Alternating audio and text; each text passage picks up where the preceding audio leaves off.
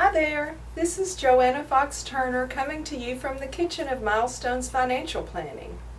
In our last video, Risk 1, we talked to you about whether an investor would prefer to be an owner or a loaner.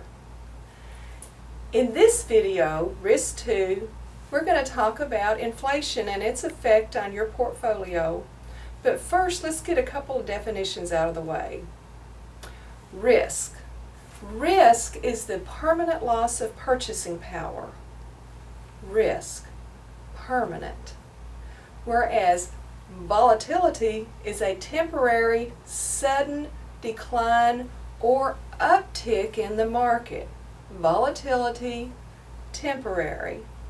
So why is it when the market experiences a 14% drop in one day, I don't get a call that says, I've experienced a perfectly ordinary, temporary, and unsurprising correction of 14% in the value of my accounts. By the way, it will have no effect on my long-term plan. Goodbye.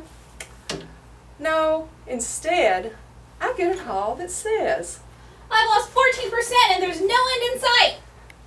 whew, okay, so, is that justified?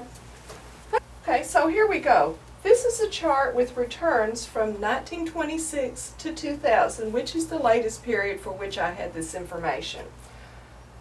We're looking at equities, the S&P 500, versus long-term corporate bonds. The compound return during this period was 11.0% per year for equities, 5.7% per year for bonds. Once Mr. Inflation comes along at 3.1%, we come to a net return for equities of 7.9% or 2.6%, which just happens to be triple that of bonds.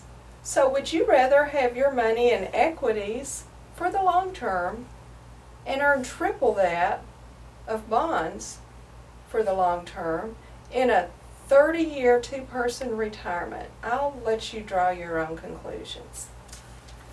So, you may be wondering at this point, does Johanna ever recommend bonds?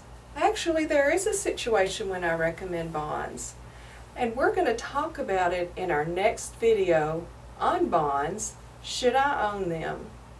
So be looking for that video. And in the meantime, if you would like to talk to us about your portfolio or get a free portfolio review, give us a call at 270-247-0555. Until then, cheers.